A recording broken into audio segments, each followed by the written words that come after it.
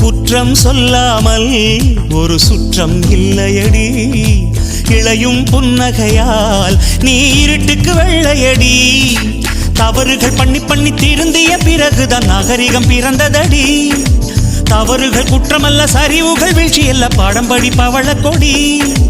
உள்ளம் என்பது கவலைகள் நிரப்பும் குப்பை தொட்டி இல்லை.